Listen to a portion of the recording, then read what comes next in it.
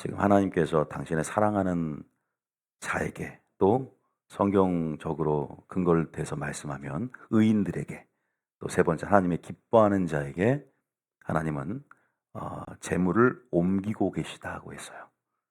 우리가 그 구절 한 구절만 읽어보면요. 잠언 13장 22절 한 구절만 봐봅시다. 한번 읽어봐 주실래요? 선인은 그 산업을 찾아 손손에게 끼쳐도 죄인의 재물은 의인을 위하여 쌓이느니라. 여러 구절들이 나와 있습니다. 어쨌든 이 죄인의 재물이 세상의 재물이 누굴 위해서 그들이 수고하고 어떻게 이동이 일어나고 있고 누가 그것을 누리게 하는가? 누가 그것을 취하는가? 바로 저와 여러분이 될 줄 믿습니다.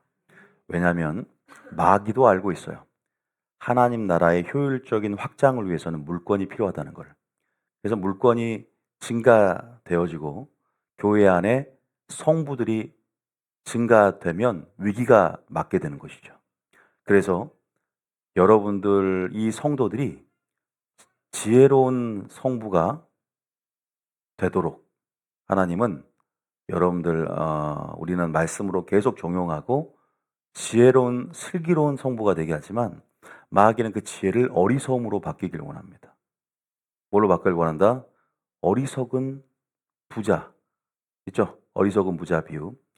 그래서 하나님의 뜻을 모르고 또 성령 충만하지 않게 만들어서 그 재물을 자기를 위하여 쓰고 또 하나님께 대해 부여한 것이 아니라 탐심 가득하게 만드는 전략으로 그죠? 그렇게 교회 안에 전략을 펼치며 공격하고 있다. 이것이 골자였어요. 그래서 또 물질에 관한 설교들을 하다 보니까 사람들이 이것이 또 영적 구미가 담기나 봐요. 다른 때보다 더 많이 보시는 것 같아요. 그래서 오늘 또 이제 연말을 맞아서 2탄으로 거기에 계속 그름 안에서 아예 오늘은 서론 없이 바로 본론으로 들어가려고 합니다.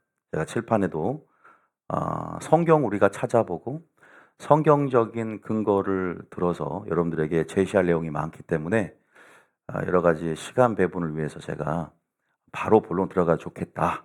이 정도 서론을 하고 그래서 이제 이 지혜로운 성부 항상 저는 이 지혜와 어리석음의 차이에 대해서 말씀드렸어요. 그래서 지혜는 딱 두 가지예요. 하나님의 뜻대로 뜻을 알고 이해하고 분별하며 뜻대로 행하는 자. 여기서 뜻은 이제 물질론에서는 재정의 원칙과 재정의 원리겠죠. 그 재정의 원리 가운데 어떠한 상황에도 어떠한 저기 형편에도 순종할 수 있는 자들을 얘기하는 것이고 그리고 부자 청년에도 말했지만 하나님이 하실 수 있다라 그랬잖아요. 하나님께서 그죠? 도와주시고 성령 충만한 가운데 감동을 주시고 인도함 받아서 우리가 이 청지기 직분을 잘 감당할 수 있다라는 골자로 말씀을 드렸고 그래서 오늘은 재정이 기름이 부어지는 영적인 조건들에 대해서 두 번째 시간을 가져보고자 합니다. 제가 아예 적어놨어요. 어제 적어놓고 세 가지의 명제를 주셔서 여러분들에게 오늘 하나하나 성경적인 근거를 통해서 좀 말씀을 드리고자 합니다.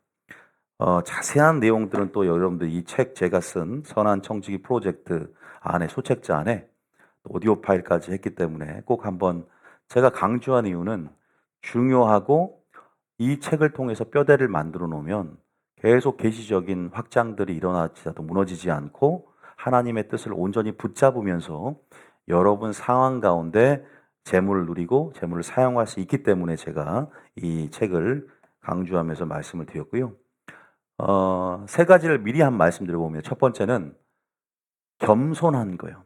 아주 평이한 그냥 고리타분한 얘기 같지만 겸손과 하나님을 경외하는 삶이죠. 경외라는 것은 하나님 말씀에 순종하는 삶이지 않습니까? 다시 말하면 재정의 원칙과 원리에 순종하는데 그냥 그것이 상황에 근거한 것이 아니라 내가 가지고 있는 형편과 액수에 근거한 것이 아니라 그것이 바로 재물로 하나님을 섬기는 것이 아니라 믿음으로 하나님을 섬기는 것이죠. 그래서 즉시 반응할 수 있는 그러한 순종이 전제가 됐을 때 재정의 기름이 부어집니다. 그리고 두 번째는 하나님 나라를 구하는 데 있어서 먼저 구하는 사람. 다시 말해서 하나님은 재물 놓고도 우선순위 테스트를 하는데 그것은 가치의 문제이죠. 그래서 먼저 구할 수 있느냐에 대한 평가가 이루어집니다. 예를 들면 아브라함을 시험하실세 이삭을 바쳐라라는 시험을 우리 삶 가운데도 하실 수 있다는 거예요. 내가 주인 삼은 어떠한 가치가 있는가? 물론 그것이 최고의 가치가 물질이 아닌 사람도 있지만 보물이 있는 곳에 네 마음이 있다라고 하는 정도로 이 보물은 우리에게 신이 될 수 있어요. 겸하여 섬길 수 있을 정도로 보물이 신이 될 수 있기 때문에 주님은 그 보물이 하나님이 보물이 되는지 가장 최상급의 가치가 되는지를 내 삶 가운데 테스트하세요. 우리는 이삭을 바치라는 주님의 명령을 통해서 아브라함의 그래서 이삭을 바침을 통해서 이제야 네가 나를 경외한 줄 알았다라고 네가 진짜 적은 것에 충성했다라고 인치시고 축복을 내리신 걸 보면 그 이삭은 아마 대부분 여러분에게 물질이 될 것입니다. 그래서 먼저 구할 수 있느냐. 또 세 번째는 씨를 거두려는 근성은 많습니다. 우리가 다시 말해서 씨를 뿌려서 씨가 아니라 열매죠. 제가 어떻게 보면 열매를 잘못 적었어요. 다시 바꿀게요. 내가 잘못 적었네. 생각해 보니까 과감하게 X 그리고 자 손가락으로도 써집니다.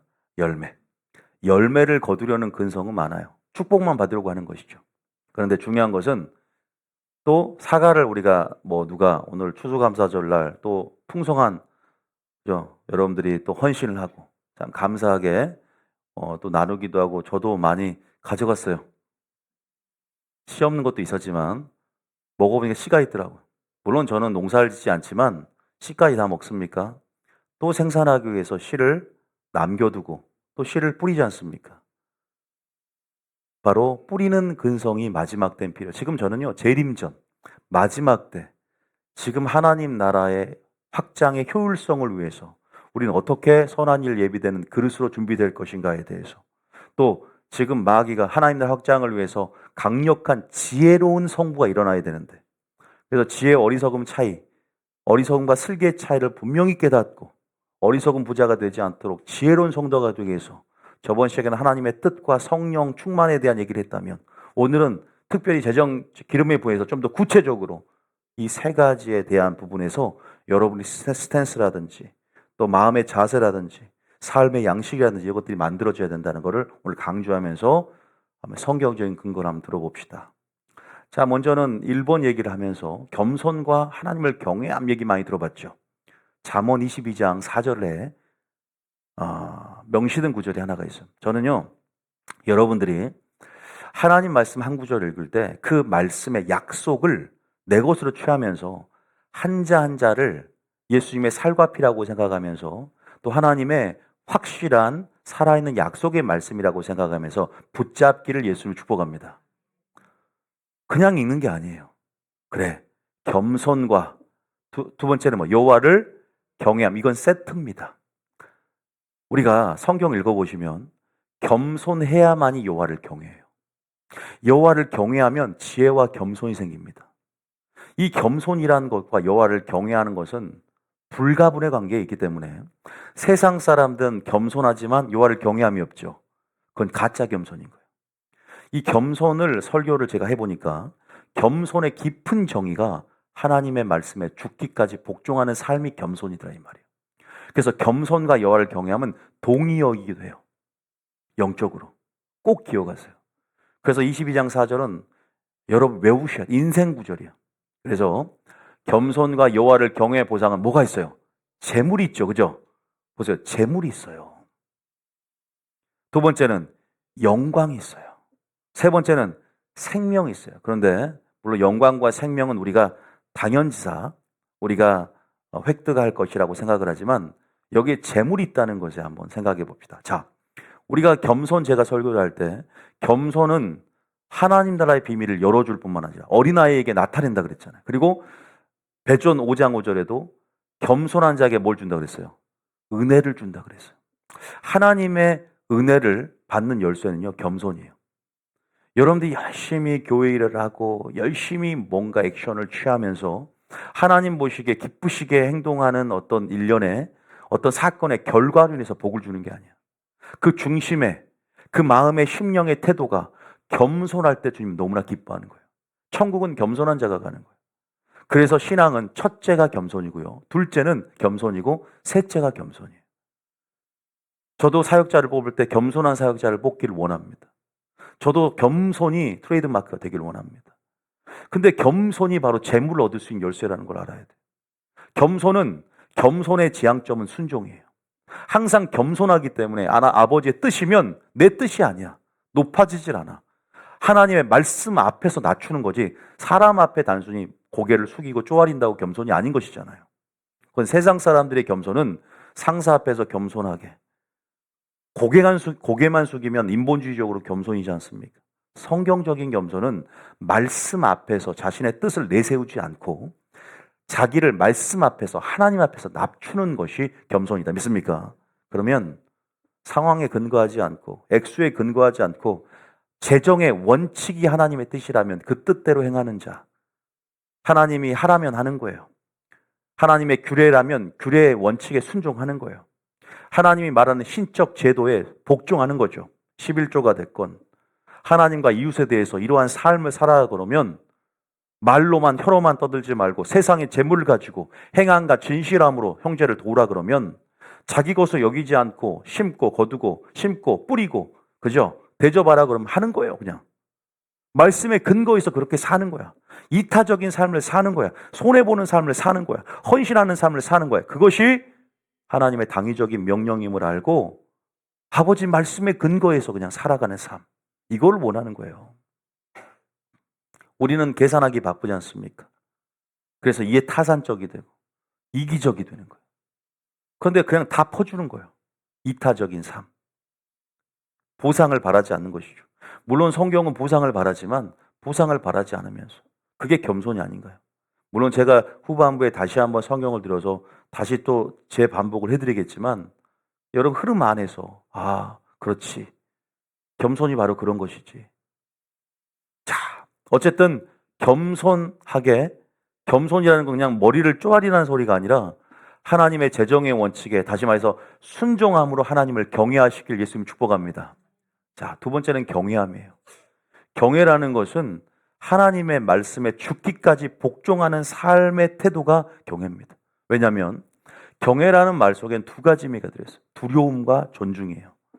두려워하기 때문에 뒤로 아담처럼 죄를 짓고 숨는 것이 아니라 두려워하기 때문에 더 사랑함으로 앞으로의 전진 있는 삶이 경외의 이미지입니다.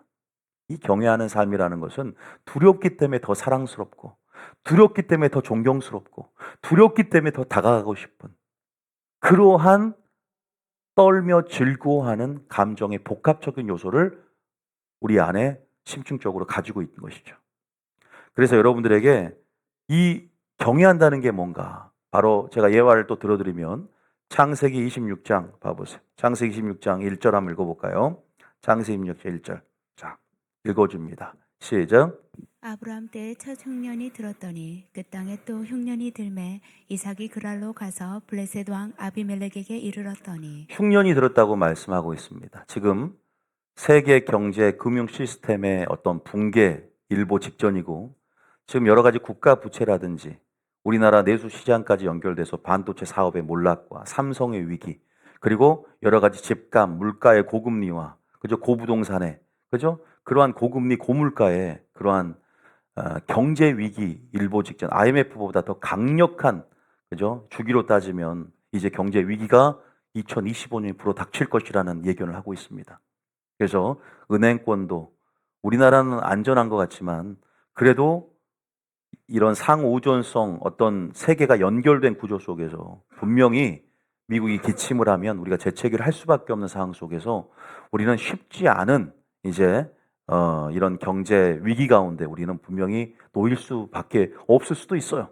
물론 우리가 여러 가지 현명한 그죠?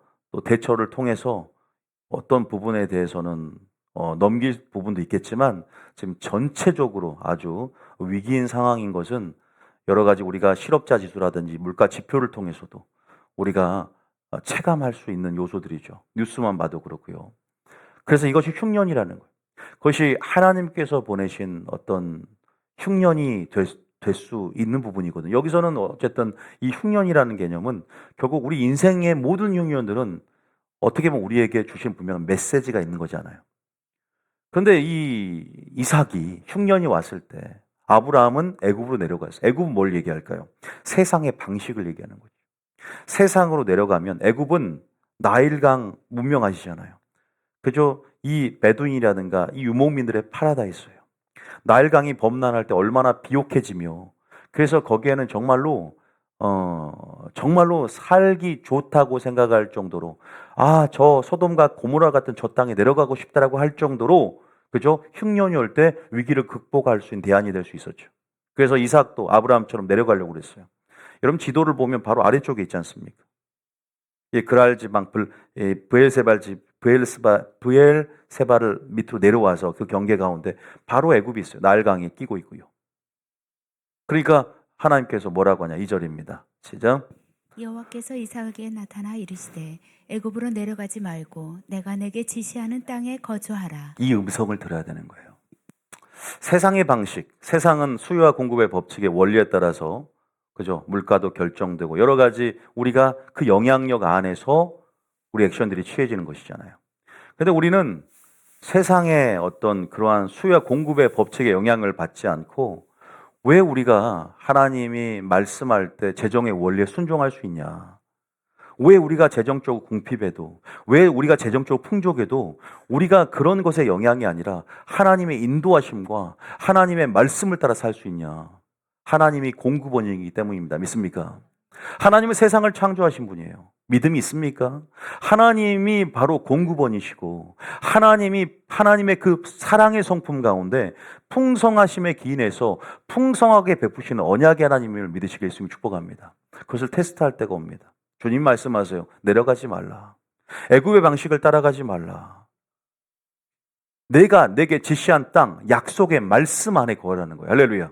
재정의 원칙과 원리, 청지기 직분으로서 하나님 말씀이 이러이러한 예배의 삶을 살고 이러이러한 물질에 있어서 하나님과 이웃에 대해서 이러한 삶을 살아라고 분명히 제정한 신적인 명령과 제도가 있어요. 11조를 위시해서 하나님 앞에 너희 먼저 하나님 나라와 의를 구하며 그렇게 내가 내게 물질을 준 목적답게 그렇게 살아가라고 우리에게 분명히 말씀하세요. 물론 제가 기름진 축복도 얘기하면서 솔로몬이 말한 것처럼 하나님 말씀하신 것처럼 우리가 이 땅에서 하나님의 선물을 하나님의 재정을 받고 누리는 삶도 풍족한 삶도 여러분 하나님이 허락하기를 원합니다. 자녀들이 잘 살길 원합니다. 믿습니까? 자신의 분수에 맞게 잘 살기를 원하세요. 좋은 차도 끌고 다녀라. 좋은 집도 살아. 하나님이 원하시는 거라고요. 오해하지 마세요. 하나님이 원하시는 거예요. 너는 그냥 쓰러져가는 집에 살아. 식구가 많아도 단칸방에 살아. 그것이 목회자야. 이게 하나님 원하는 걸까요? 아니요. 그건 아니에요, 여러분. 우리가 저는 어떻게 깨달았냐? 내 자식과 나와의 관계 속에서 이 인간 사회에서 이 가정 안에서의 하나님의 마음을 하나님이 항상 자녀를 향한 마음을 할 때 내 마음이 그 마음이고 주님이 그것을 알게 하시면서 하나님의 그 음성에 대한 그 사랑의 색깔, 그 사랑의 온도, 그 사랑의 깊음에 대해서 명확히 들을 수 있는 그러한 그림자들을 가정 안에 숨겨두실까요? 진리를 숨겨두셨다 그럴까요? 다 그림자지 않습니까? 진리에. 발견해야 됩니다. 하나님이 다 알만한 것들을 하나님의 신성한 능력을 자연에 감춰두듯이 여러분 가정 안에 관계 속에서 하나님께서 모든 것을 숨겨놓으셨어요. 여러분 그래서 어쨌든 하나님께서 누리기를 원하십니다.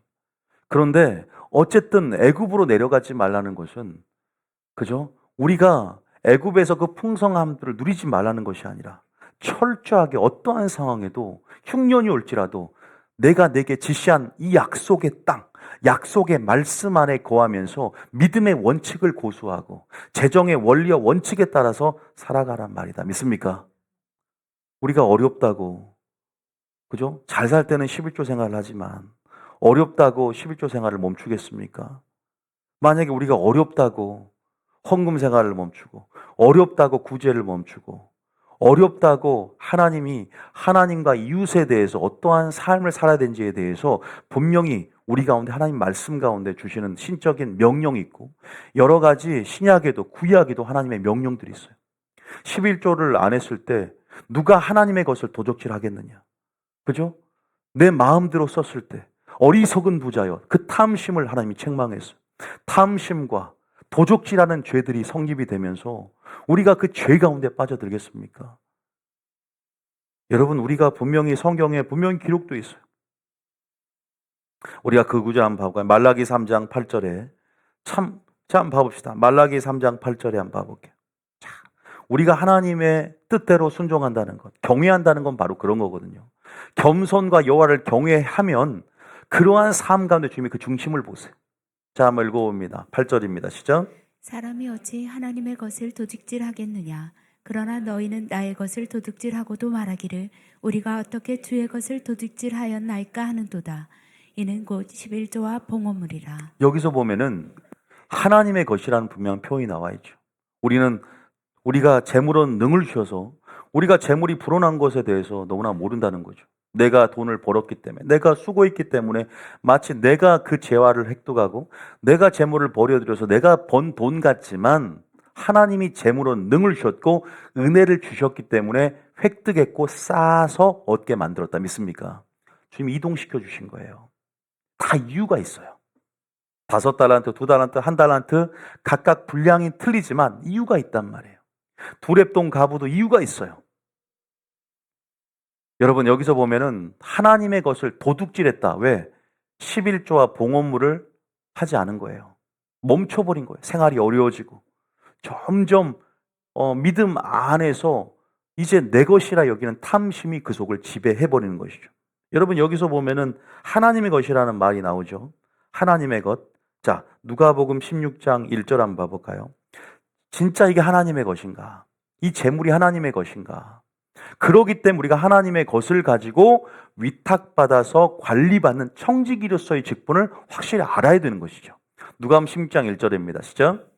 또한 제자들에게 이르시되 어떤 부자에게 청지기가 있는데 그가 주인의 소유를 낭비한다는 말이 그 주인에게 들린지라. 이 부자는 누구냐면 하나님입니다. 이 청지기는 바로 여러분과 접니다.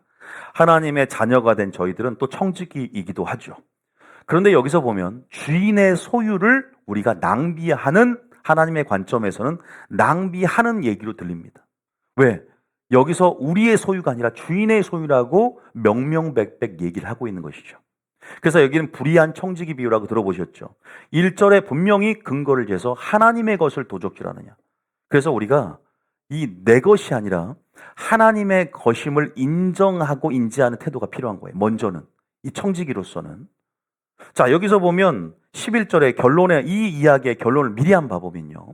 11절, 12절을 읽어보면 예수님께서 뭐라고 하냐면 너희가 만일 불의한 재물에도 충성하지 아니하면 누가 참된 것을 너희에게 맡기겠느냐. 네가 적은 것에 충성할 때, 10절에 보면 적은 것에 충성할 때, 보세요. 작은 것에 충성할 때 하나님 여러분들에게 큰 거 맡기신대. 근데 이 작은 거, 이 물질 얘기를 하면서 주인의 소유에 대한 부분들 얘기하면서 11절에는 불의한 재물에 충성하래. 그래야 참된 것을 맡긴대. 세 번째는 12절에 남의 것에 충성하래. 그게 뭐예요? 하나님의 것이니까 남의 것이지. 우리 게 아니잖아. 하나님의 것에 충성하지 않으면 누가 너희 것을 너에게 주겠느냐. 그러니까 우리는 우리 거라고 생각하지만 하나님께 위탁받은 자로서의 청지기 정체성과 직분의식이 확실해야 되는 거예요.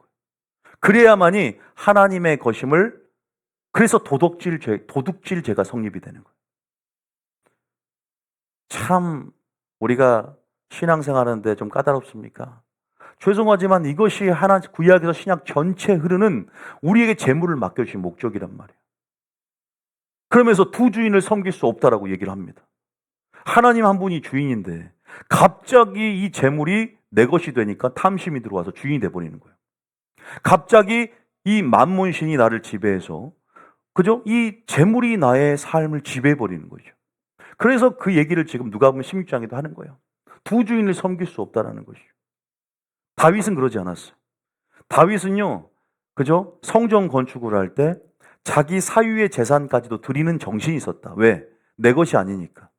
그런데 인색한 마음이나 아까워가 아니라 즐거운 마음으로 드릴 힘이 있었어. 왜? 바로 주님의 것임을 알았고 내가 주님께 드리는 데 있어서 이것이 심고 투자하는 행위였고 주님이 나에게 보상해 주시며 주님이 나를 위해서 나의 집에 양식이 있고 쌓을 곳이 없도록 붓는 하나님의 은혜를 기대할 뿐만 아니라 당연히 하나님의 것이기 때문에 드릴 수 있는 힘을, 그 동력을 이 바로 청지기 직분 의식에서 찾았다는 것을 우리가 볼 수 있다. 거기가 어디냐? 대상 29장에 한번 쭉 볼까요? 3절. 이제 성전 건축하는 장면입니다. 자, 한번 쭉 읽어봅니다. 제가 흐름을 좀 보여드릴게요. 3절입니다. 시작. 성전을 위하여 준비한 이 모든 것 외에도 내 마음이 내 하나님의 성전을 사모함으로 내가 사유한 금 은으로 내 하나님의 성전을 위하여 드렸노니. 왜 물질 설교할 때는 이렇게 꿀꺽 삼키죠? 읽기가 힘든가요? 물질 얘기가? 자, 내가 사유한 금 은으로 내 하나님의 성전을 위하여 들었다. 와, 대단하지 않습니까? 그러니까 교회 재정뿐 아니라 자기가 가지고 있는, 그죠? 그런 재산까지도 함께 드렸다는 거예요. 너무나 이 동기가 어떻게든지 봐보세요. 너무 주님의 성전을 사모했던 다윗 아닙니까? 자, 그러면서 3절 읽고 9절 이제 건너뛰어 다 읽으면 좋지만 시간이 없으니까 9절입니다. 시작. 백성들은 자원하여 드렸으므로 기뻐하였으니 곧 그들이 성심으로 여호와께 자원하여 드렸으므로 다윗 왕도 심히 기뻐하니라. 성도들도 다 자원해서 드려요. 설교를 잘 들었어. 하나님의 온전한 재정을 주신 뜻을 알았고 참 재정의 원칙에 순종하면서 겸손과 여호와를 경외하는 삶을 살아.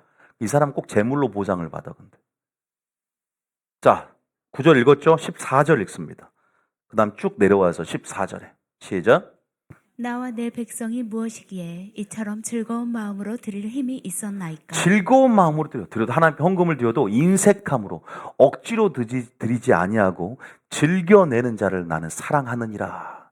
너희가 즐거운 마음으로 내는 자의 것만 받으라. 저는 지금 출애굽기 25장 말씀과 고린도후서 9장 말씀을 요약해서 말씀드린 거예요. 즐거운 마음으로 내는 자의 헌금만 받고 그리고 인색함과 억지로 내지 말라. 이것이 바로 적게 내는 자는 적게 거두고 많이 거두는 자는 많이 거둔다는 원칙에 의거한 것이며 두렙돈 가부처럼 적지만 즐거운 마음으로 생활비 전부를 드린 자는 많이 뿌렸고 심은 자요. 또 이러한 자들을 즐겨내는 자를 나는 사랑하느니라. 이런 고린도서 9장 말씀이죠. 주님은 우리의 헌금 생활에 관심이 많아요.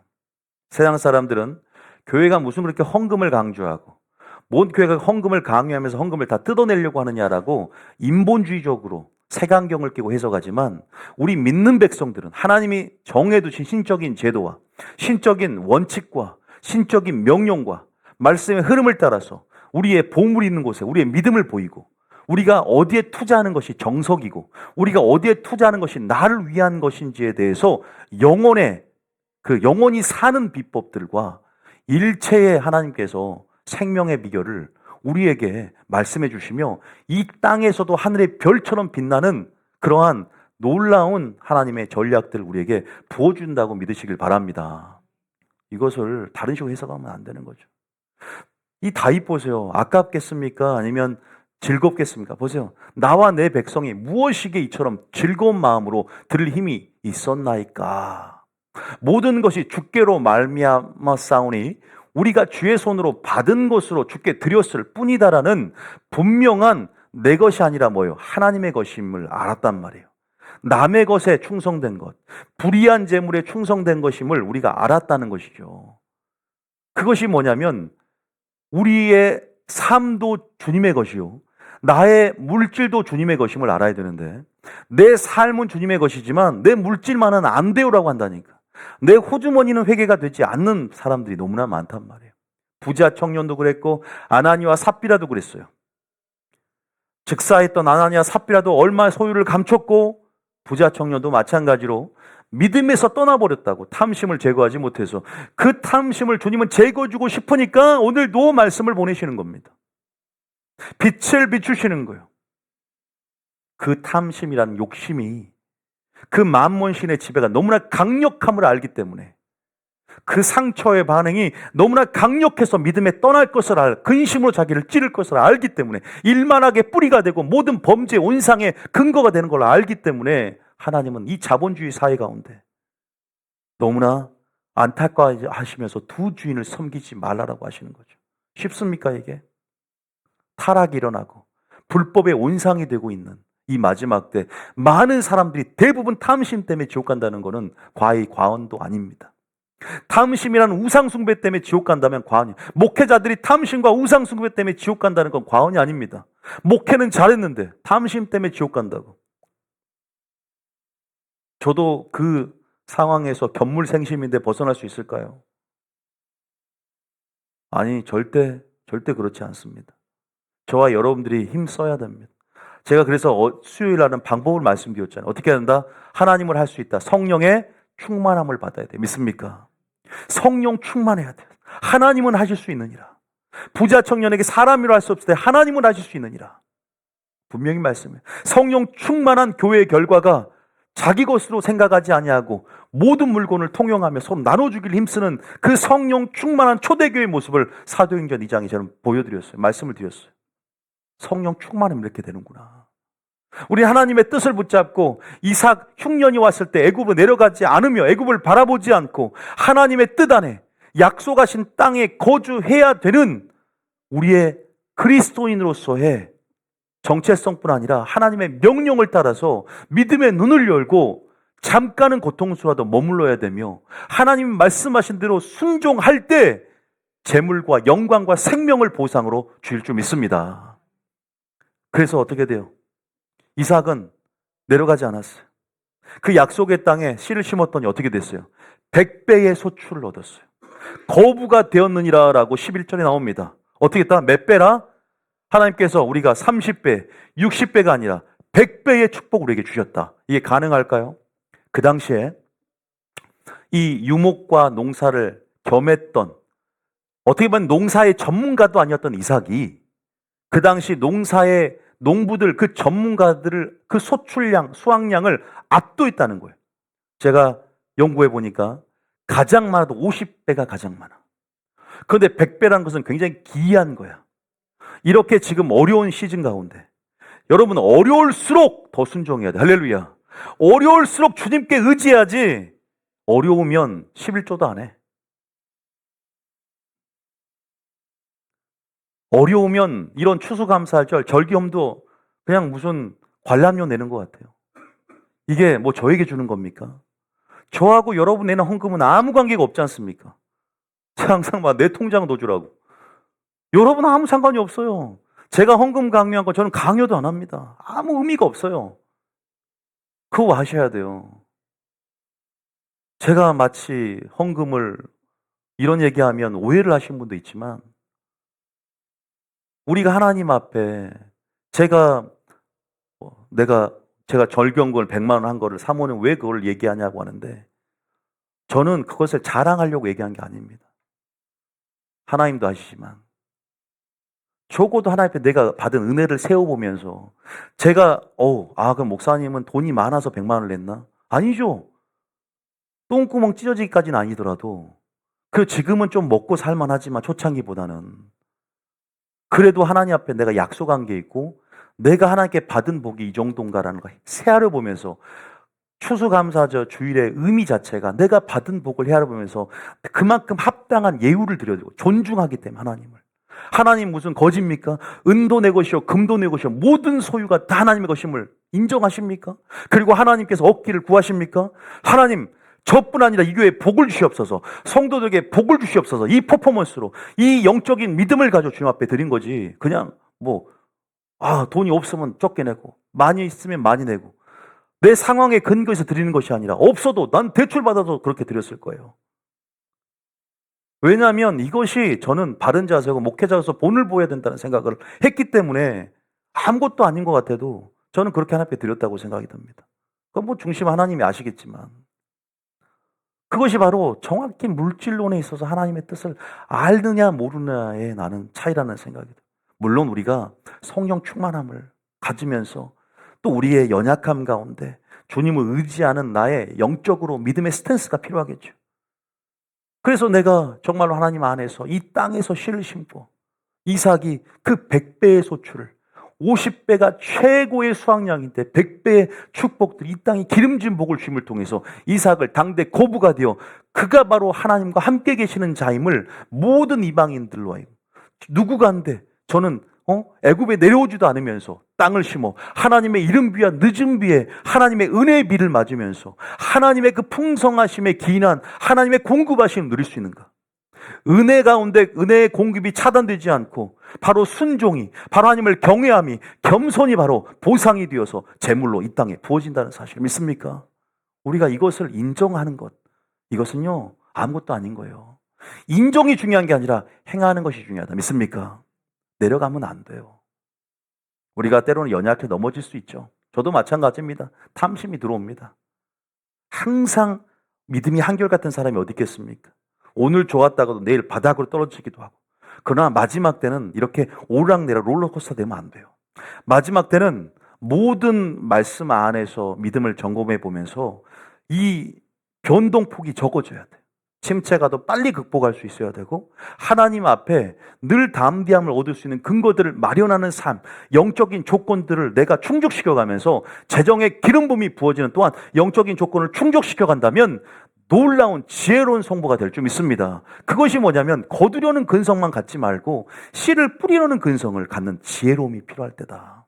성경은 말해요. 주라, 심어라, 대접하라, 영접하라. 내게가 황금률이라고 말씀하시죠.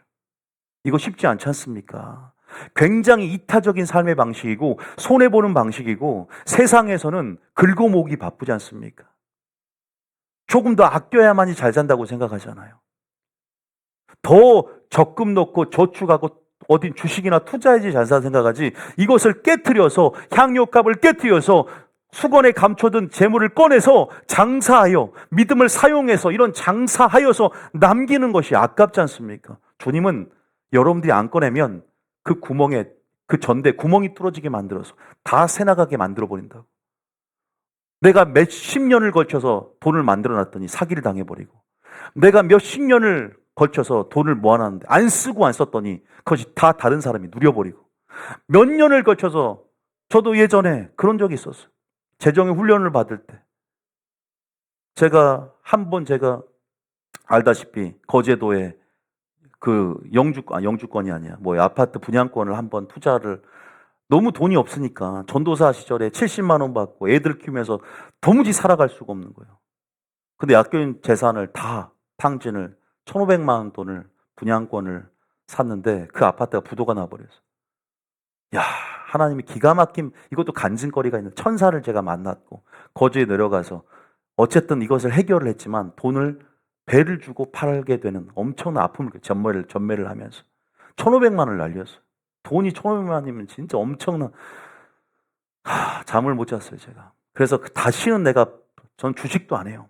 저는 부동산 관심도 없어요.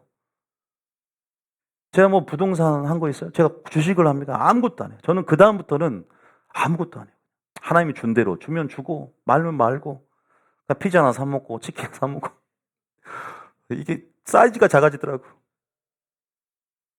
그러니까 니를 벌리기 싫은 거예요. 그 한번 데여버리니까.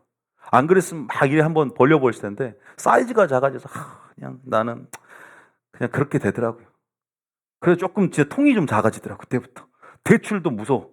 대출 받는 것도 싫고. 제가 그 거제도에 가서 이 정부에서 분양권을 딱 막아버렸거든. 근데 하나님이 나한테 얼른 거제 내려가라고 음성을 주면서 내가 나의 분양권을 살 만한 사람, 전매를 할 만한 사람, 그 사람이 천사였어요, 천사. 이름도 없어, 그 사람은. 나중에 알고 보면 이름도 없는데 어떻게 나와 만나가지고 둘이 만나서 내가 양도하는데 돈을 더 주고 양도하죠. 은행 일을 처리하는데 내가 은행이 딱 처리한 다음에 그 은행 처리한 다음 날부터 다 막혀버렸어. 막차를 탄 거지. 내가 안 됐으면 저는 파산 신청했을 거예요, 아마. 아무것도 아닌 것 같지만 큰 교훈을 얻었어요. 그 다음부터 내가 순종했더니 복에 복을 받았어요. 진심으로. 그러니까 참 얘기할 게 많지만 어쨌든 이 정도만 하고 그러면서 제가 뼈저리게 많이 느낀 게 있습니다. 물론 뭐 여러분들은 더 많은 세월의 풍파를 겪고 여러 가지 알고 있지만 또 이건 아무것도 아니라는 것도 알고 있지만 제 선에서는 그잖아요. 뭔 소뚜껑 보고 놀란 가슴. 소뚜껑이 아니라 자라. 소뚜껑, 소뚜껑을 보고 놀랍니까? 자라를 보고 놀란 가슴, 소뚜껑 보고 놀란다고. 진짜 이게 뭐 우리 청년들도 뭐 주식을 하는 사람도 있긴 하지만 저는 주식을 관심을 갖고 싶지가 않은 거예요. 아무것도. 다 여러분의 그냥 헌금은 전부 얌전하게 있어요. 통장에. 걱정하지 마세요. 얌전하게 쓰게 되면 같이 우리가 또 공동회 하면서 우리가 또 이제 나갈 어떤 우리 방향성에 대해서는 여러분 같이 상의하면서 나갈 거니 걱정하지 마시고 어쨌든 우리가 그런 부분에서 주께로 말미암아 싸우니 이런 어떤 분명한 이삭과 같은 그런 재정의 원리의 순종함을 통해서 겸손과 하나님을 경외하는 삶으로 꼭 재물로 보상을 받는 승리하는 삶을 사시겠으면 축복합니다. 아시겠죠? 그래서 제가 이거를 다인 얘기를 해드리고 또 이상 얘기를 해드려서 바로 겸손이 바로 여호와를 경외하는 것이고 경외한다는 말 자체가 하나님의 재정의 원리에 순종하는 삶이다. 이것이 일반적인 원칙이죠. 이제 이것을 좀 더 자세하게 풀어놓으면 어떻게 경외하고 순종하냐 바로 먼저가 있어요. 바로 우선순위 테스트를 하나님이 하더라 이 말이에요. 또 하나님은 꼭 신앙생활 가운데 마치 물가 테스트를 하듯이 우리가 진짜인지 가짜인지를 테스트하는 거 아시죠? 이 하나님의 원리, 일하심의 방식과 하나님을 다루심을 깨달아야 돼. 꼭 보면 테스트를 하신다고. 그래서 진짜 나를 사랑하는지 여부를 알려하려 하심이라 그랬잖아요. 이것도 뭐냐면 가장 테스트 가운데 힘든 게 물질 테스트. 이삭도 마찬가지지만. 그래서 누굴 테스트하냐? 이건 예화가 두 가지야. 책에도 기록이 되어 있지만 바로 뭔 게 나귀 새끼 주인하고 사르밧가브 테스트가 있었어요. 사르밧가브와 나귀 새끼 주인 테스트가 있었어요. 거기에 좀 말씀을 드리고 그 다음에 3번은 이 거두려는 근성보다 뿌리는 근성. 씨를 뿌리려는 것은 쉽지가 않잖아요. 성령 안에 심는 자만이 눈물로 씨를 뿌리면 기쁨으로 걷는데 그런데 뿌리려는 근성들 이게 뭐예요? 제가 여기에 대해서는 두렙동 가부와 이 어려울 때 극한 상황에도 하나님 앞에 씨를 뿌렸던 마게도냐 성도들을 예를 들을 수 있어요. 잠깐 우리가 성경을 보면서 여러분들이 한번 도전받았으면 좋겠어요. 물론 또 간증할 사람들이 여러분 가운데 있고 또 많은 간증할 사람들 이번 연도에 또 다음 내년에 초청을 해서 또 여러분들이 뭐 다니엘 기도회든가 여러 가지 또 간증하는 사람들이 많잖아요. 그러면서 여러분들이 이 영적 원리를 알고 있기 때문에 또 하나님이 이렇게 심은 대로 거두게 한 하나님이다. 그래, 우리가 이 탐심을 절제하고 우리가 욕심을 성령 충만 누르면서 어떻게 보면 침체가 올 때는 빨리 행동으로 취해버리는 게 좋거든요.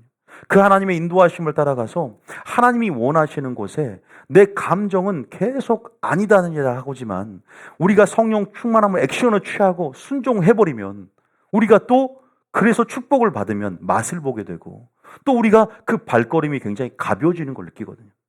우리가 처음에 첫 단추를 꿰고 첫 걸음을 하는 것이 쉽지가 않아요. 기도도요, 막상 하고 싶은데 하려고 하면 기도하면 되는데 그게 쉽지가 않잖아요. 영적인 전쟁이기 때문에. 물질 생활도 마찬가지. 우리 안에 그랬죠. 지혜로움을 어리석음으로 막은들. 잠언은요. 어리석음을 슬기로운 자로 바꾸는 책이라고 1장에 나오잖아요. 마귀는 반대요.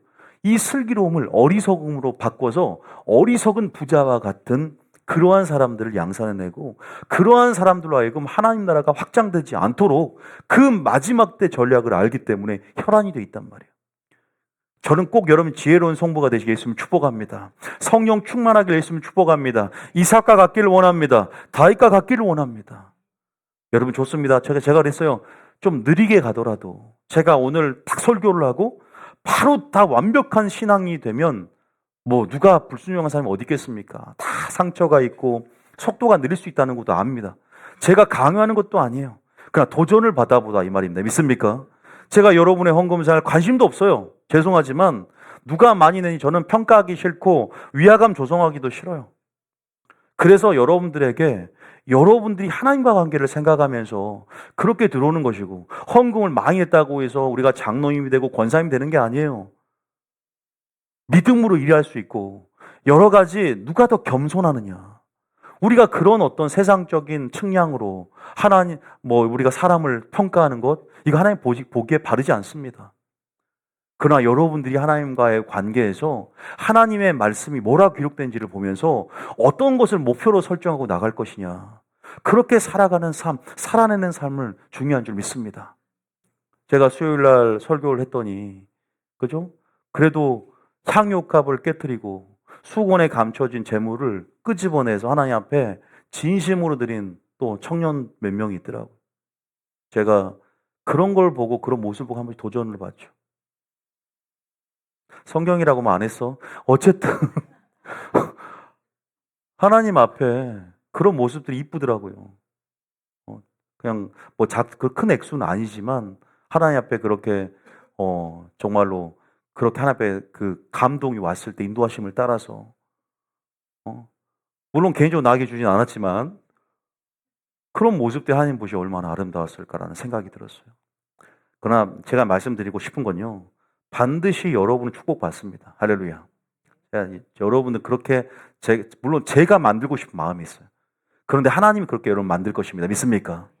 분명히 보세요. 여기서 엄청난 사람들이 일어나게 될 것이다. 그 하나님 제게 주신 그 예언의 말씀과 예언의 그 선포와 약속들, 하나님께서 저는 2020부터 시작한 그 세일의 영광을 위해서 재정의 기름을 이 아들과 딸에게 부어주시고 이들로 하여금 하나님 나라와 의를 구하며 하나님의 경영권을 맡을 만한 그릇들로 아버지 특별히 사업의 기름을 부어주시고 사업가들 일어나게 하시고 특별한 재정의 재물로 능을 주사 단순한 재물은 능이 아니라 선한 일에 예비된 깨끗한 그릇이 되어서 그냥 30배가 아니라 100배로 아버지 그냥 한 달란트가 아니라 5달란트 맡은 종들로 부어주시옵소서. 믿습니까?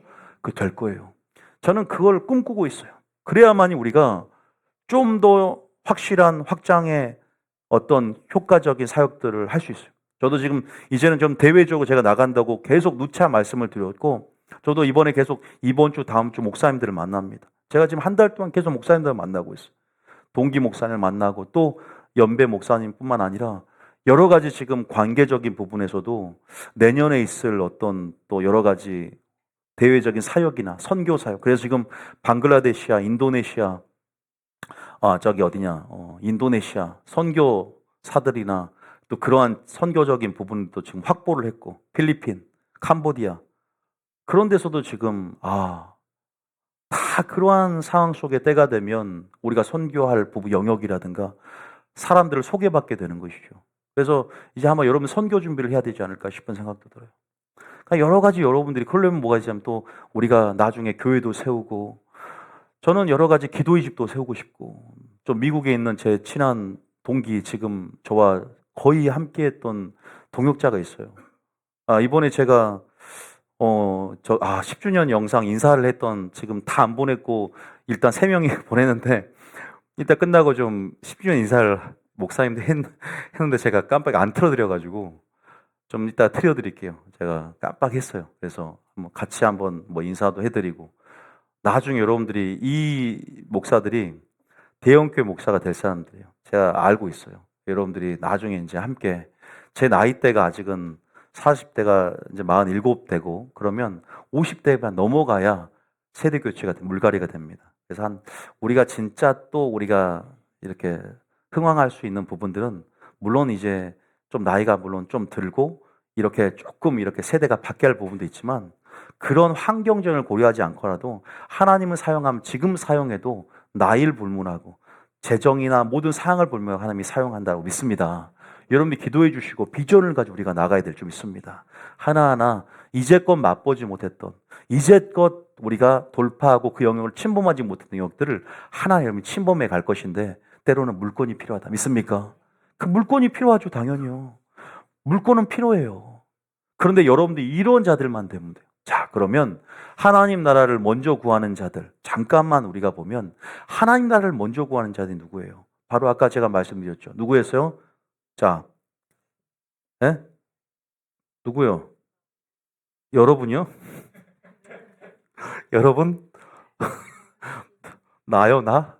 누가복음 21장 1절 한번 읽어볼게요. 누가복음 21장 1절에 잠깐 볼게요. 아까 사르밧가부와 얘기는 했지만 요걸로 해서 그냥 얘기를 다 안 찾아보고 이어가겠습니다. 1절입니다. 시작. 예수께서 눈을 들어 부자들이 헌금함에 헌금 넣는 것을 보시고 예수님께서 관심 있잖아요. 예수님께서 나는 헌금하면 관심 없어. 그게 아니라 부자들이 헌금함에 헌금 넣는 것을 보고 계신다. 그럼 여러분들이 저 헌금함에 헌금을 하거나 또 여러분 계좌로 송금할 때도 보고 계신단 말이에요. 버튼을 떨고 있어야 돼. 보고 계신. 실수로 공을 하나 더 붙여버려. 실수인데 다시 도로찾기 하지 말고 드렸으니 어쩔 수 없지. 전 기도하지 않습니다. 공을 실수로 하나 더 눌러주시옵소서. 실수가 아니라 자원이 되도록. 처음에는 실수였으나 자원이 되도록. 이렇게 보니까 밝히는 사람 같잖아요. 아닌데. 이게 또 유머도 함부로 하면 안 되겠어. 자, 2절 봅니다. 시작. 또 어떤 가난한 가부가 2렙돈 넣는 것을 보시고 2렙돈 얼마 안 돼요. 우리가 한 2만 원 정도로 생각할까요? 그냥 쉽게 말하면 그 정도도 안 되지. 근데 이 사람 생활비 전부예요. 자, 3절입니다. 시작. 이르시되 내가 참으로 너희에게 말하노니 이 가난한 과부가 다른 모든 사람보다 많이 넣었도다. 그 다음. 저들은 그 풍족한 중에서 헌금을 넣었거니와 이 과부는 그 가난한 중에서 자기가 가지고 있는 생활비 전부를 넣었느니라. 하나님은 헌금에 관심을 갖고 계시고 또 얼마만큼 우선순위가 하나님 자신에게 있고 얼마나 하나님이 너의 최상급의 가치인지를 알고 싶어 하겠죠. 2렙돈 가부는 생활비 전부를 넣었기 때문에 상대적이지만 가장 많이 넣고 심었다라고 말씀하세요. 성경에 보면 적게 심은 자는 적게 거둔다고 있고 많이 심은 자는 많이 거둔다라고 그 심고 거둔 원칙을 설명합니다. 여러분들은 많이 심는 것이 무엇인지를 배워가야 되고요. 또 이렇게 하나님 나라를 위해서 많이 심는다는 것은 그만큼 여러분들이 하나님 앞에 재물을 얻을 수 있을 뿐만 아니라 축복을 받을 수 있는 근거가 되기도 합니다. 여기서 보면은 여기서 뭐예요? 극한 상황에도 어떠한 상황에도 바로 하나님 일이라는 것은 바로 소유의 넉넉함으로 하는 게 아니라는 것이죠. 바로 믿음으로 하는 것이고 즉시 반응하는 것에 대한 얘기를 하자는 것이죠. 하나님 나라와 의를 구하는 데 있어서 너무나 사모하기 때문에 하나님 나라와 의를 구하는 데 있어서 내 가치보다 내 필요보다 그죠? 먼저 생각할 수 있는 그리고 최상급으로 생각할 수 있기에 이삭을 바칠 뿐만 아니라 2렙돈 가부처럼 그렇게 내 자신을 드리는 꼴이 되는 것이죠. 이것이 바로 내 자신을 드리는 것이죠. 이것이 나를 거룩한 제물로 드리는 것이죠. 물질을 드리는 것이 아니라 나의 마음을 드렸고 내 삶을 드렸고 이것이야말로 그 사람의 본연의 믿음을 드러내는 행위였죠. 주님이 이것은 너무나 기뻐했어요. 이런 사람들이 얻을 겸손과 여호와를 경외함의 보상은 재물뿐이겠습니까? 영광과 생명으로 보상이 된다는 것이죠. 참 그런 부분에서 2렙돈 가부가 귀감이 되는 것입니다. 마태복음 6장 19절에 이 과부가 심은 것은 아무런 투자가 아닌 것이 아니죠. 19절입니다. 시작. 너희를 위하여 보물을 땅에 쌓아두지 말라. 거기는 종과 동록이 해하며 도둑이 구멍을 뚫고 도둑질하느니라. 20절에 오직 너희를 위하여 보물을 하늘에 쌓아두라. 거기는 좀이나 동록이 해하지 못하며 도둑이 구멍을 뚫지도 못하고 도둑질도 못하느니라. 하나님은 우리를 위해서 보물을 어디에 쌓아라? 하늘에 쌓으라고 했어요. 바로 이 2렙돈 가부가 이 땅에서 하나님께 대해서 헌금을 드린 이 행위가 하늘의 보물을 쌓는 행위죠. 여러분들은 지금 쌓고 계십니까? 생산성 있는 투자를 위해서 이 땅에서 소비합니까? 아니면 하늘에 저축을 하고 하늘의 창고에 주의 집에 양식이 있게 합니까? 아니면 여러분들이 정말 여러분을 위해서 하늘에 여러분을 위한 보물을 쌓고 있습니까? 여러분 이것은 단순히 집에 보물이 있고 없고의 차원이 아니라 우리가 부자 청년을 보면 알겠지만 구원과 직결되는 문제입니다. 구원을 받을 수 있느냐 없느냐의 문제입니다. 한 달란트를 받은 자가 이 돈을 위탁받은 자가 하나님의 주인의 소유를 하나님의 뜻대로 허비해버리고 장사하여 남기지 않았다는 것은 생산성 있는 믿음을 사용하지 않았음을 통해서 하늘의 보물을 남기지 않았음을 통해서 슬피울며 이를 갈미 있으라 버림을 받았던 사건을 보면서 그냥 옵션의 문제가 아니라는 것이 충격을 받습니다. 물질의 문제는요, 하나님의 것에 있어서 도적질과 탐심의 죄가 성립될 수 있기 때문에 정확한 물질론을 모르면 아무리 신앙생활 잘해도 주님의 심판대 앞에 섰을 때 너는 그죠? 탐심, 우상숭배죄, 하나님을 사랑하지 않는 죄, 청지기 직분을 망각하고 네가 불순종한 죄, 너 여러 가지 죄목으로 걸린다는 것이죠. 그냥 11조를 하고 안 하고의 문제가 아니야. 오늘날 율법이 폐했기 때문에 11조도 폐했다고 하는 사람들 11조만 문제겠습니까? 내게 맡긴 모든 소유가 하나님의 것임을 알면서 우리 안에 얼마나 많은 죄목들이 생겨나는지를 저는 성경을 보면서 깜짝 놀랐다는 것을 말씀드리고 싶어요. 하나님이 무엇을 기뻐하는가? 무엇을 원하는가? 지금 내게 이만한 돈이 수중에 있는 것은 무엇을 위함인가? 아니요. 저는 여러분들 분명히 집 사고 차 사고 괜찮다고 했습니다. 여러분이 누리는 것도 괜찮다고 했습니다. 그러나 하나님께 대해서 부유하지 못하고 오직 나를 위해서만 사용하는 것은 불순종이요. 악한 것입니다. 탐심입니다. 그것은 하나님이 주신 재물을 그것은 농락하는 것이고 그것은 마음이 없는 것입니다. 그러잖아요. 내가 밥 한 끼는 10,000원짜리 먹으면서 헌금은 째째하게 5,000원 낸다? 저는 이것이 말이 안 된다는 생각. 제 상식으로는. 제가 강요하는 게 아니라 적어도 하나님을 존중한다면서 밥 한 끼를 10,000원, 물가가 올라서 밥 한 끼를 10,000원 먹는데 10,000원 이하로 할 수 있는가? 커피는 한 잔 7,000원, 8,000원짜리 먹으면서 하나님 앞에 드린 헌금은 7,000원짜리 5,000원 할 수 있는가? 이거는 양심의 문제가 아닌가? 그러잖아요. 째째합니까? 하나님 그런 분이십니까? 여러분 생명을 살리신 분인데 저는 모르겠어요. 제 상식으로는 그럽니다. 저는 없어도 할 것 같아요.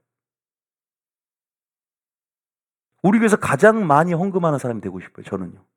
실제로도 탑에 들어요. 저는요. 그게 목표예요. 저도 예배자가 돼야 되잖아요. 저는 사역자지만 예배자가 안 되면 저도 지옥 갈 수 있단 말이에요. 그 모든 것에서 저도 심었더니 하나님이 10주년 축복 선물도 주셨어요. 제가 다 말을 못하지. 하나님 여러분도 어떻게 생각하지만 제가 누리게 하시는 것들, 하나님이 저에게 공부해 주는 것들은 가히. 근데 저도 하나님 앞에 할 말이 있어요. 저도 하나님 심었잖아요. 그만큼 저는 심었기에 나는 스스로가 나 그래 너 누릴 자격이 있어. 때로는 그런 생각을. 나 누릴 자격이 있어. 나 그래도 그렇게 심었으니까 하나님 앞에. 물론 그것이 상업적인 이용의 대상이 아니지만 때로는 내 속에 담대함이 생겨. 하나님 저 이거를 누려도 됩니까? 괜찮다. 내가 준 선물이다. 난 이 응답을 받았어요.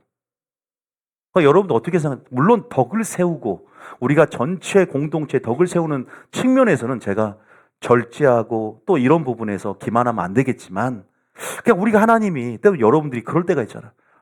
내가 이거 누려도 되나? 자식들이 여러분들 가운데 해줄 때 누리세요.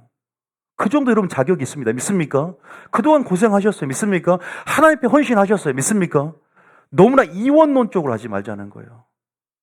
천국에서만 보상받고 천국에서만 누릴 생각하지 말고 이 땅에서 누리는 것은 자녀로서 누릴 수 있는 분복이요. 하나님의 선물이라 믿습니까? 저는요. 여러분들이 좀 누리는 삶을 살고 그러면서도 가난한 자에게도 베풀고 우리가 그러면서도 하나님께 대해서 부유한 삶을 살게 예수님 축복합니다. 왜냐하면 하늘에도 투자해야죠. 우리가 이 땅이 다가 아니라 죽어서의 우리 삶에 투자한다면 하늘의 보물을 쌓으라.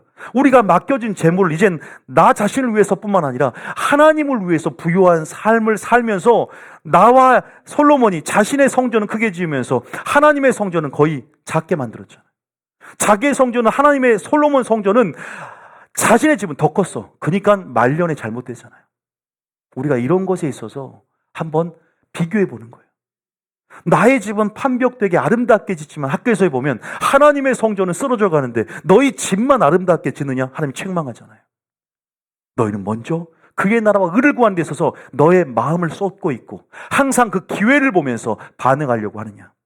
마게도냐 성도처럼 그저 극한 상황과 어려움 속에서도 사도 바울이 공개적으로 헌금을 요구했어. 구제 헌금을 요구하고 왜? 에루살렘 교회가 어려우니까 너희가 형제 교회를 도우라고 선교 모금 운동을 했다. 그럴 때 마게도냐 성도들은 자신의 소유뿐 아니라 힘에 닿도록 자원하여서 쓸 것을 공급하고 그렇게 헌금을 합니다. 억지로 준비하지 않고 자원함으로 미리 준비해서 드리는 그 행위가 하나님 보시기에 아름답다. 우리가요 사르밧가브에도 재정적인 요구를 하는 이유가 뭔지 아세요? 축복 주기 위해서 그래요. 먼저 나를 위해서 떡과 물을 가져와라. 그리고 그 후에 니들이 남은 거 먹으라고. 나오잖아요. 먼저라는 말이 나와요. 그러니까 오병이의 축복을 받습니다. 할렐루야. 하나님은 알고 있었어요. 사르밧가브를 너를 공개할 것을 알고 있으니까 보내보라고. 주의 종을 공개하고 바로 하나님 나라와 또 그런 모든 영적인 가치 질서를 알기에 축복받을 짓을 할 거야. 가봐. 진짜 말 그대로 순종함을 통해서 축복 주기 위해서. 그냥 축복 안 줘요. 순종을 했기 때문에 그 근거로 축복을 허락하셨어요. 사르밧가 뿐입니까? 나귀 새끼 주인도 축복을 주기 위해서요. 나귀 새끼 주인에게 가서 그것을 풀어와라. 하나님 말씀을 이루기 위해서, 내가 예루살렘 성을 입성하기 위해서 스가랴 9장 9절의 말씀을 이루어야 할 것이다. 가져와라. 즉시 보내니라. 할렐루야. 즉시 보낸다. 먼저라는 그 가치는 평소에 준비되어야 돼요. 항상 하나님을 정말 최상급으로 사랑하고 내 마음을 쏟아야만이 물질이 갑니다. 할렐루야. 내 집에 마음이 가 있으면 집만 투자해요. 내 자동차에 마음이 있으면 자동차만 투자해요. 하나님은 이 정도면 됐다. 왜? 하나님은 안 보이니까. 다른 걸로 물질 말고 다른 걸로 보상하려고 합니다. 다른 걸로 하나님 앞에 투자하려고 합니다. 아니요, 하나님은 우리의 호주머니가 회개하고 다시 한번 네 마음이 어떠한지, 진짜 이삭을 바치고 네 자신을 바치고 네가 이 맡겨둔 재화 가운데 효과적으로 생산성 있게 운용하면서 장사하여 이 돈을 하늘에 투자하며 남기는지를 보고 싶어 한다. 믿습니까? 그것이 하나님께 대해서, 이웃에 대해서 어떻게 네가 섬기고 주고 대접하는지를 보고 싶어 하는 거죠. 대접받기 위해서 대접합니까? 왜 대접합니까? 사랑이 들어오니까 대접하지만 진짜 대접하고 진짜 사랑하는 것은 재물이 있어야 되는 거예요. 고르반 보세요. 재물이 있어야 진짜 효도를 하는 것이고요. 재물이 있어야 진짜 뿌리는 거예요. 정말요. 재물로 부모님께 효도하지 않으면 그건 가짜예요. 물질로 부모님께 효도하지 않으면 그건 가짜라고요. 아, 이건 목사님 성경적입니까? 제가 이 설교 나중에 해드릴 거예요. 고르반 얘기를 보면 알아요. 너희가 재물로 하나님께 드림이 되었다 하고 네 부모를 공경할 것이 없다면 이것은 하나님 말씀을, 부모를 공경하는 말씀을 폐하는 것이다. 다른 건 다 하지만 물질은 안 돼. 이 물질이 그만큼 신이 되기 때문이다. 나중에 하나님 앞에 책망받을 건 미리 제가 결산하면서 우리가 회개할 건 회개하고 다시 한번 우리 재정의 원칙, 원리를 제대로 설정해서 하나님 원하시는 삶을 살아야 되지 않겠습니까? 성경에 이것뿐 아니라 제가 이 책에도 다 기록이 되어 있지만 선한 청지기가 되야만이 재물은 능을 얻고 하나님의 선한 일이 예비된 깨끗한 그릇이 되어 하나님 마지막 마음껏 사용하시고 마음껏 부어주시고 마음껏 누리게 하신다. 믿습니까? 저는 확실합니다. 아깝죠. 아까울 때도 있어요. 그런데 말씀의 근거에서 하나님 앞에 드리는 삶. 아니요, 단순히 하나님께 드릴 뿐 아니라 이웃을 구제하고 이웃을 사랑하고 이웃에게 대접하고 이웃에게 그냥 줄 수 있는 그런 하나님의 사랑과 빚진 자의 심령. 그리고 하나님께 받았으니 하나님이 원하시고 하나님이 내게 갚아줄 걸 기대하면서 빚진 자와 병든 자를 초청해서 대접하고 잔치를 베풀어서 갚을 것이 없는 그들을 초청해서 하나님이 의인시에, 의인의 부활시에 상을 줄 걸 기대하면서 나아가는 그러한 순수한 대접의 자세가 하나님 필요하다. 믿습니까? 누가복음 14장만 읽어볼까요? 누가복음 14장 한번 읽어볼게요. 누가복음 14장 25절입니까? 몇 절이죠? 그 대접하라. 누가복음 14장에 보면 몇 절이에요? 네? 그죠? 12절. 누가복음 14장 12절 한번 읽어봅니다. 시작. 또 자기를 청한 자에게 이르시되 내가 점심이나 저녁이나 베풀거든 벗이나 형제나 친척이나 부한 이웃을 청하지 말라. 들을건대 그 사람들이 너를 도로 청하여 내게 갚음이 될까 하노라. 그죠? 13절에 잔치를 베풀거든 차라리 가난한 자들과 몸 불편한 자들과 저는 자들과 맹인들을 청하라. 왜 그래요? 그냥 아무 이유 없이 심고 주고 대접하는 것이죠. 이것이 씨를 뿌리는 행위입니다. 성령 안에서 씨를 뿌리는 것은 항상 100배로 거둘 것을 기대하셔야 돼요. 하나님께서 나에게 주실 것들. 근데 이 사람들은 당장 이 사람은 나에게 뭔가 심은 대로 주지 않아. 그래도 하나님이 나에게 주시는데 언제 주시냐? 14절입니다. 시작. 그리하면 그들이 갚을 것이 없으므로 내게 복이 되리니 이는 의인들의 부활시에 내가 갚음을 받겠음이라 하시더라. 여러분, 우리가 칭찬할 사람이 없으면 복이 됩니다. 왜? 누가 칭찬해 주니까? 하나님이 칭찬해 주니까. 여러분들이 어떤 선한 일을 할 때 은밀하게 행하는 것을 하나님 기뻐하십니다. 의를 행할 때. 여러분들이 그들이 갚을 것이 없으므로 내게 뭐가 된다? 복이 됩니다. 왜? 의인의 부활시에 내가 갚음을 받겠습니다. 하늘의 보물을 쌓는 것입니다. 이것이 맡겨진 재화를 장사하여 남기는 신앙을 갖는 것이죠. 장사한다는 것은 바로 액션을 취하는 것이에요. 믿음을 사용하고 재물을 주고 섬기고 풀어놓는 것을 얘기합니다. 여러분, 우리가 맡겨진 것들을 어떻게 사용하느냐가 지혜거든요.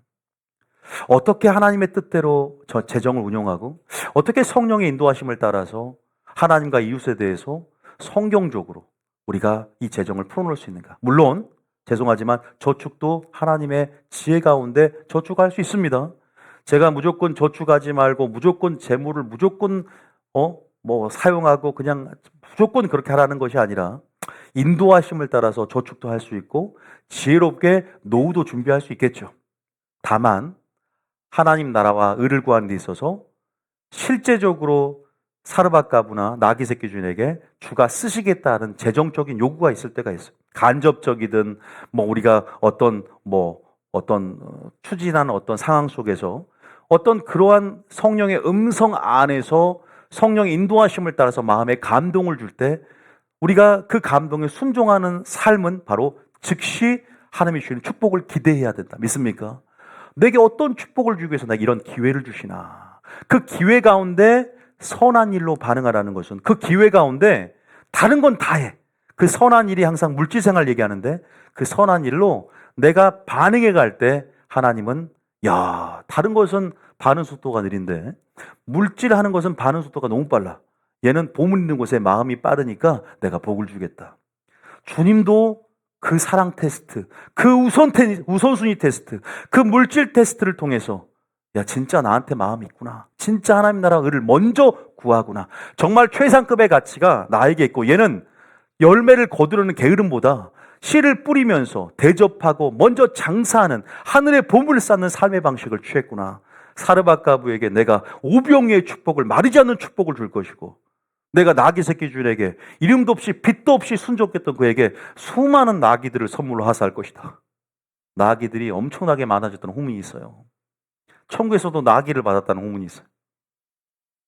여러분 지금 여러분의 결과는 심은 것의 결과입니다. 여러분의 인생은 지금 심은 것의 결과라는 거 아세요? 여러분들이 더 심어갈수록 앞으로 더 많은 풍성함들이 아마 맺어지게 될 것입니다. 그거 꼭 기억하셔야 돼요. 우리 교회도 마찬가지예요. 기도로 심든 봉사로 심든 내가 여러분들이 모든 옆사람 이웃에게 하나님께서 했던 모든 것들은 결코 사라지는 것이 아닙니다. 그 걸음까지도 멀리서 오신 분들은 심는 거 아세요? 위기 때 정말 하나님이 은총으로 갚아줄 것이고 세일의 영광의 결과는 모든 것이 축적된 결과입니다. 믿습니까? 우리는 부지런해야 돼요. 우리는 게을러서는 안 됩니다. 우리는 하나님께서 원하시는 삶을 이제는 정말로 겸손과 여호와를 경외함으로 살아가야 됩니다. 믿습니까? 손해볼 수 있을지라도 애굽 내려가지 맙시다. 세상을 존중하지 말고 세상을 바라보지 말고 세상을 닮아가지 말고 너희는 이 세대를 본받지 말고 마음을 새롭게 함으로 변화를 받아 하나님의 선하시고 온전하고 기뻐한 하나님의 재정의 뜻, 재정의 원칙, 재정의 원리, 하나님이 우리에게 말씀하신 모든 규례, 말씀들을 본받아서 순종해 갈 때 놀라운 축복을 하나님께서 허락하실 줄 믿습니다. 이 재정의 기름이 지금도 말씀을 듣고 결단하는 자들에게 부어지고 있는 거 아세요? 재물은 능들, 손을 크게 만들고 여러분 물론 우리가 액션을 취하는 것도 중요하지만 결단에서부터 시작이 된다. 할렐루야. 그래서 여러분들이 내가 하나님과 동역자가 되길 원합니다. 이젠 동역자 의식을 가져야 돼. 이제는 자녀이지만 동역자로서 내가 선한 일에 깨끗한 그릇이 될 거야. 재물은 능을 허락하여 주시옵소서. 사업을 여러분들 남편을 통해서 생명을 유업을 함께 받을 그릇으로서 함께 가기 때문에 남편이 벌지만 누리는 자가 누가 된다? 내가 누리게 되고 내가 영적 주도권을 잡고 취하게 되며 하나님께서 나에게 옮겨주시는 그런 기쁨도 누리게 될 것입니다. 이제까지 누리지 못했던 것들 여러분이 누리게 될 거란 말이에요. 철저하게 순종의 사람이 되시게 예수님 축복합니다. 철저하게 하나님의 음성을 듣길 예수님 축복합니다. 성령 충만해야 된단 말이에요. 이제껏 돌파하지 못했던 영역길을 좀 돌파해 가보세요. 왜 우리가 쳇바퀴 돌듯 우리의 형편이 계속 돌고 돌까요? 어떤 돌파 영역을 돌파하지 못하니까 하나님 앞에 내가 들임이 되지 못하고 이웃에 있어서도 내가 충분히 손을 움츠린 것이 아니라 펼치는 삶을 살아보십시오. 그러면 덕을 얻을 뿐만 아니라 하나님이 그 사람을 인정하게 되고 그 사람을 통로로 하나님께서 분명히 풀어놓는 놀라운 역사가 있을 줄 믿습니다. 그게 얼마나 중요한지에 대해서 우리는 배워가야 되고 이것은 세상 사람도 어느 정도의 교훈을 얘기합니다. 그러나 성경에 나오는 오리지널 하나님의 교훈은 분명히 선과 악을 구분하고 분명히 말씀에 있어서 분명한 경계와 분명한 안내를 우리에게 해주기 때문에 우리는 이 위탁받은 물질을 어떻게, 재화를 어떻게 사용할 것인가. 딱 기억하십시오. 탐심과 도둑질은 안 됩니다. 정말로 하나님을 사랑한다면, 내 마음이 주님께 올라간다면 하나님 앞에 인색해서도 안 되고 억지가 돼서도 안 되고, 우리가 하나님을 사랑하기 때문에, 그리고 하나님이 말씀하신 그 원칙을 따라서 사랑함으로 겸손하게 한 걸음 한 걸음 순종해 가시길 예수님을 축복합니다. 아시겠죠? 그래서 하나님을 먼저 구하고 열매를 거두는 근성보다 뿌리는 근성을 소유하라 말씀드렸어요. 한번 찬양 한번 틀어주십시오.